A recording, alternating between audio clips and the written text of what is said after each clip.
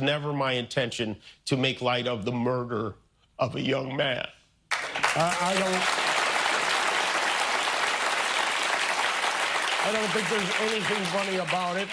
I posted a message on Instagram on the day he was killed, sending love to his family and asking for compassion, and I meant it, and I still do.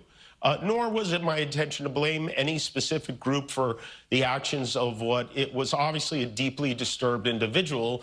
That was really the opposite of the point I was trying to make, but I understand that to some that felt either ill-timed or unclear, or maybe both. And for those who think I did point a finger, I get why you're upset. If the situation was reversed, there's a good chance I'd have felt the same way. I have many friends and family members on the other side who I love and remain close to, even though we don't agree on politics at all. I don't think the murderer who shot Charlie Kirk represents anyone. This was a sick person who believed violence was a solution, and it isn't.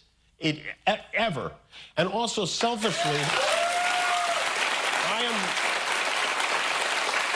I am a person who gets a lot of threats. I get many ugly and scary threats against my life, my wife, my kids, my coworkers because of what I choose to say. And I know those threats don't come from the kind of people on the right who I know and love. So that's what I wanted to say on that subject. But I don't want to make this about me because, and I know this is what people say when they make things about them, but I really don't.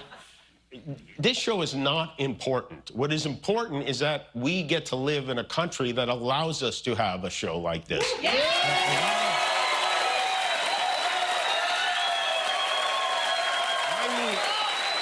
I've had the opportunity to meet and spend time with comedians and talk show hosts from countries like Russia, countries in the Middle East, who tell me they would get thrown in prison for making fun of those in power, and worse than being thrown in prison. They know how lucky we are here. Our freedom to speak is what they admire most about this country. And that's something I'm embarrassed to say I took for granted until they pulled my friend Steven off the air and tried to coerce the affiliates who run our show in the cities that you live in to take my show off the air. That's not legal. That's not American. That is un-American, and it is so dangerous.